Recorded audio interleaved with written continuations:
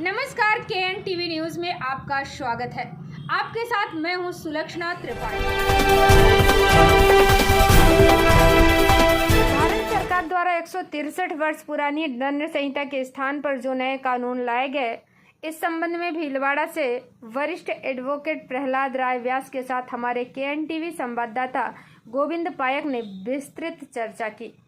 आइए जानते हैं नए कानूनों के बारे में क्या कहते हैं वरिष्ठ एडवोकेट प्रहलाद राय व्यास। नमस्कार, केएन टीवी में आपका हार्दिक स्वागत है।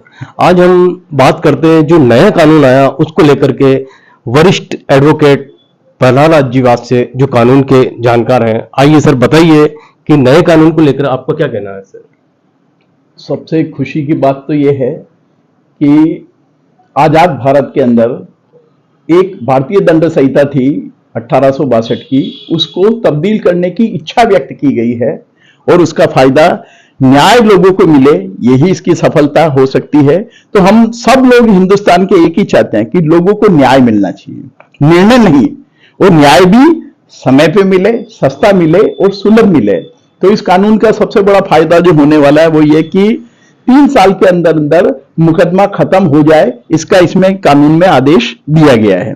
सबसे बड़ी बात इसमें यह भी बताया कि 60 दिन में चालान पेश किया जाएगा। यह भी बताया गया इसमें कि बहस हो जाने के 45 दिन के अंदर अंदर इसका फैसला करना न्यायाधीश पे अनिवार्य कर दिया गया। तो इससे सबसे बड़ा फायदा यह होगा कि एक समय निर्धारित है, उसमें इसकी पुलिस जांच से लेके ट्रायल तक कंप्लीट कर दी जाएगी। इसमें यह भी बताया गया है कि 90 दिन के अंदर अंदर फरियादी को सूचना दी जाएगी कि आपकी फाइल किस स्टेज पे चल रही है। इसमें यह भी बताया गया कि फरियादी और मुलजिम दोनों को ही निःशुल्क प्रतियां उपलब्ध करवाई जाएगी। यह इसकी निष्पक्षता और न्यायप्रियता और समयबद्धता को निर्धारित करता है। पर जो इसमें सबसे खराब बात है वो जो हमें समझ में आ रही है कि पुलिस हिरासत में 90 डेज तक रखा जा सकता है। तो ये न्याय सम्मत नहीं होगा। विधि सम्मत तो हो सकता है पर न्याय सम्मत नहीं होगा। इसका कारण यह कि आज तक की हमारी पुलिस व्यवस्थाओं में पुलिस हिरासत में हुई उत्पीड़न और हत्याओं को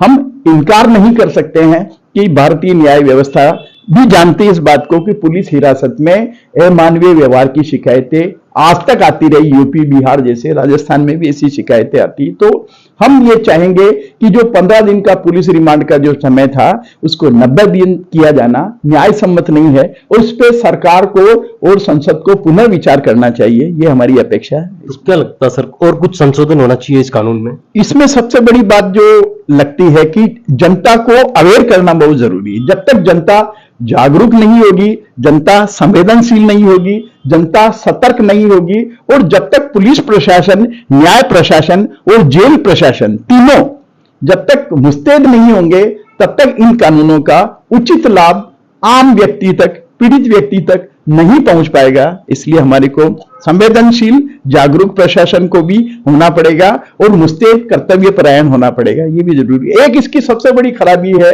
आज ही बोला गया टीवी पे कि पुलिस राज देश में कायम हो जाएगा। इसमें पुलिस को अत्यधिक शक्तियां दी गई है।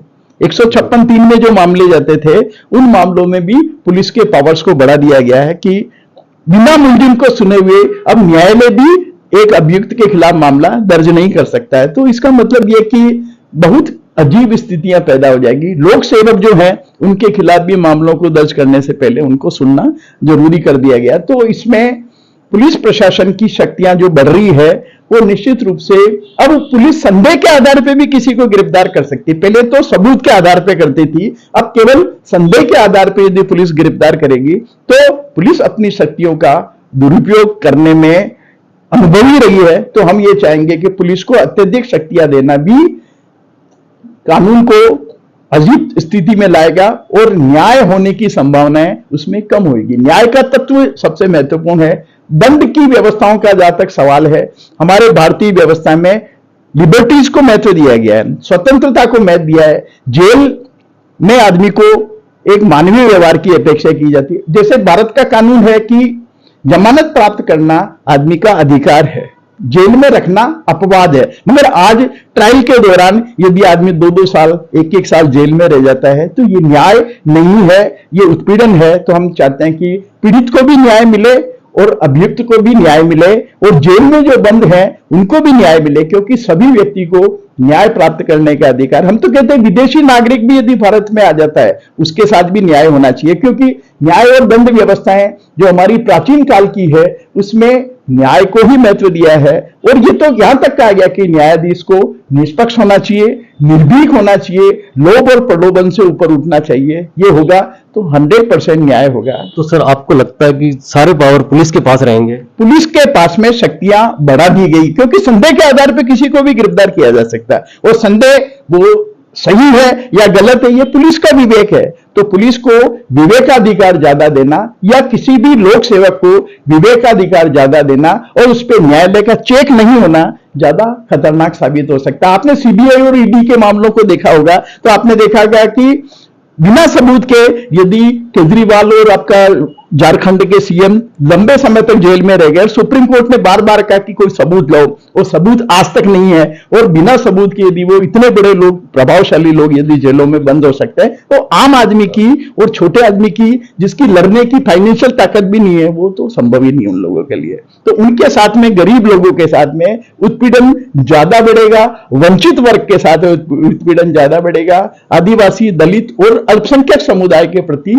एक चीज सबसे बढ़िया मुझे लगी हेट स्पीच के मामले में, उस मामले में इन्होंने ज्यादा उसको मुस्तैदी से लिया है।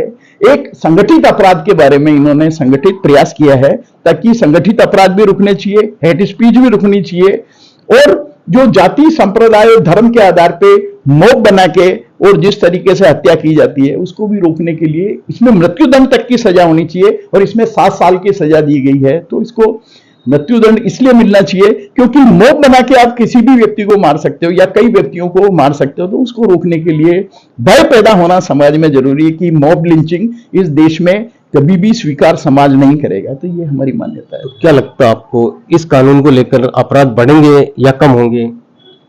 मेरी एक मान्यता है कि यदि अपराधियों में भय पैदा नहीं होता है तो खतरनाक है, क्योंकि इस कानून की एक ही समीक्षा होने वाली है। जेल में बंदियों की संख्या कम होनी चाहिए, अपराधियों में भय होना चाहिए और नागरिकों में निर्भयता बढ़नी चाहिए।